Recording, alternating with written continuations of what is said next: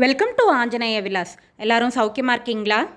இன்றைக்கி ஆஞ்சநேய விலாஸில் நம்ம ஆந்திரா ஸ்பெஷல் குத்தி வெங்காய கூரா எப்படி பண்ணுறதுன்னு பார்க்கலாம். இது நம்ம எண்ணெய் கத்திரிக்காய் குழம்பு பண்ணுவோம் இல்லையா, அதே மாதிரி அங்கே உள்ள ஸ்பெஷாலிட்டி. நீங்கள் நம்ம சேனலை இதுவரை சப்ஸ்கிரைப் பண்ணலைன்னா சப்ஸ்கிரைப் பண்ணிக்கோங்க. பக்கத்தில் இருக்கிற பெல் ஐக்கானை ப்ரெஸ் பண்ணால் நான் புது வீடியோ போட்ட உடனுக்குடனே உங்களுக்கு நோட்டிஃபிகேஷன் வந்துடும். செய்ய தேவையான பொருட்கள்லாம் லிஸ்ட்டில் கொடுத்துருக்கேன், கீழே டிஸ்கிரிப்ஷன்லேயும் கொடுக்குறேன், பார்த்துக்கோங்க. முதல்ல ஒரு பாத்திரத்தில் தண்ணி எடுத்துப்போம், அதில் உப்பு போட்டு கலந்து வச்சுப்போம். அதில் நல்லா அலம்பி சுத்தம் பண்ண கத்திரிக்காயை 4ஆக வகுந்து போட்டுக்கலாம். இப்படி பண்ணுறதுனால கத்திரிக்காயில் உள்ள காரல் தன்மை போயிடும், கத்திரிக்காயும் கருக்காமல் இருக்கும். இப்போ இதுக்கு மசாலா வறுத்துப்போம். அதுக்கு முதல்ல வேர்க்கடலை நல்லா வறுத்துப்போம். இது வறுத்த வேர்க்கடலை தான், அதனால நான் நல்ல முறுமுறுன்னு ஆகிற வரைக்கும் மட்டும் வறுக்கிறேன். பச்சை வேர்க்கடலைன்னா நல்லா வறுத்துக்கோங்க. இப்போ இதை ஆற வச்சிடலாம். அதுக்கப்புறமா கொஞ்சமாக எண்ணெய் விட்டு காரத்துக்கு தேவையான அளவு மிளகா வத்தல் போட்டு நல்லா வறுத்துப்போம். மிளகா வத்தல் இதுக்கு கொஞ்சம் ஜாஸ்தி தேவைப்படும், ஏன்னா நம்ம வேர்க்கடலை, கசகசா, எள்ளெல்லாம் போட போகிறோம். அதனால் காரத்தை குறைச்சிரும். அதனால் கொஞ்சம் காரம் தூக்கலாக போட்டிங்கன்னா தான் கரெக்டாக வரும்.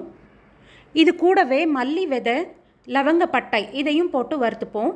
அப்புறம் ஏலக்காய், கிராம்பு அதுவும் போட்டு வறுத்துப்போம். இப்போ வெள்ளை எள்ளு சேர்த்துக்கலாம். சேர்த்து அது நல்லா வெடிக்க தொடங்குற வரைக்கும் வறுபடணும். வெள்ளை எள்ளு வெடிக்க தொடங்கின உடனேயே கசகசா சேர்த்துப்போம். கசகசா கலர் மாற தொடங்கும்போது கொப்பரை தேங்காய் துருவல் சேர்த்துக்கலாம். இப்போ இதெல்லாம் நல்லா பொன்னிறமாக வர்ற வரைக்கும் வறுத்துட்டு ஆற வச்சு மிக்சியில் போட்டுப்போம். ஒரு பெரிய வெங்காயம் நறுக்கி வச்சுருக்கேன், அதையும் சேர்த்துக்கலாம்.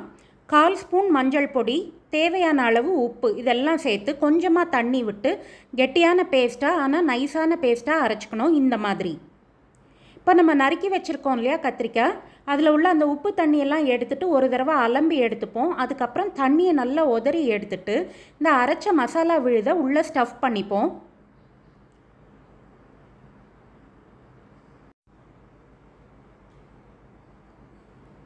எல்லா கத்திரிக்காயிலையும் இந்த மசாலாவை ஸ்டஃப் பண்ணிக்கலாம். நம்ம மசாலா கொஞ்சம் கூட தான் இருக்கும். நம்மளுக்கு ஸ்டஃப் பண்ணினது போக மீதி உள்ள மசாலாவை நம்ம கிரேவியோடு சேர்த்துக்க போகிறோம். இப்போ ஒரு இலுப்புச்சட்டி காய வச்சு அதில் 2 டேபிள் ஸ்பூன் எண்ணெய் விட்டு, எண்ணெய் நல்லா சூடானதும் கடுகு போட்டு, கடுகு நல்லா வெடிக்க விட்டு கருவேப்பிலை சேர்த்துப்போம். இதில்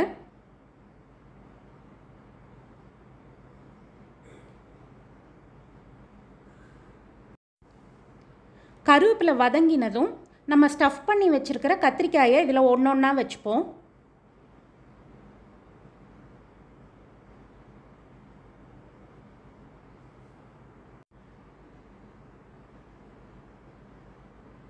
இப்போ இதை ஜென்டிலாக திருப்பி விட்டுப்போம்.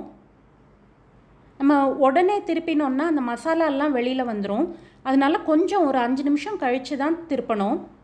அடுப்பு லோ ஃப்ளேம்லையே தான் இருக்கணும், இல்லைன்னா மசாலா கரிஞ்சு போயிடும். இப்போ ஓரளவு வதங்கினதுக்கப்புறமா மீதி இருக்கிற மசாலாவை இதில் சேர்த்துப்போம். சேர்த்துட்டு கொஞ்சம் தண்ணியும் சேர்த்துக்கலாம்.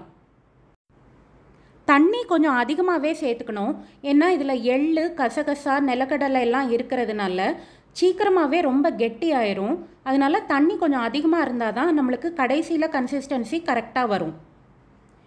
இப்போ ஓரளவு இந்த இது கொதித்து வரும்போது ஒரு சின்ன எலுமிச்சங்காய் அளவு புளியை தண்ணியில் நனைச்சி வச்சுருக்கேன், அதை நல்லா கரைச்சி இதில் விட்டுப்போம். இப்போ இதை மூடி போட்டு வேக வைப்போம். அடிக்கடி திறந்து கிண்டி விட்டுக்கணும், இல்லைன்னா அடியில் ஒட்டிடும். இப்போ நம்மளுக்கு கத்திரிக்காய் நல்லா வேகிற வரைக்கும் இந்த மாதிரி மூடி போட்டு வேக வைக்கணும்.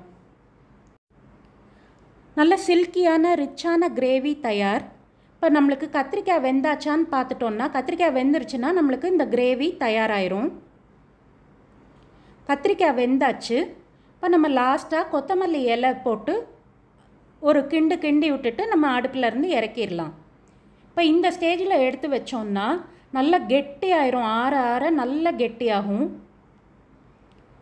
சாதத்தில், சூடான சாதத்தில் போட்டு பிசைஞ்சு சாப்பிட்றதுக்கு ரொம்ப டேஸ்ட்டாக இருக்கும். நீங்களும் செஞ்சு பாருங்கள், எப்படி வந்ததுங்கிறத சொல்லுங்கள். இந்த ரெசிபி உங்களுக்கு பிடிச்சிருந்ததுன்னா வீடியோவை லைக் பண்ணுங்கள். இந்த வீடியோவை உங்கள் ஃபேமிலி அண்ட் ஃப்ரெண்ட்ஸ் கூட ஷேர் பண்ணுங்கள். இந்த ரெசிபியில் உள்ள நிறை குறைகளை கீழே கமெண்ட் செக்ஷனில் சொல்லுங்கள். தேங்க்யூ ஃபார் வாட்சிங்.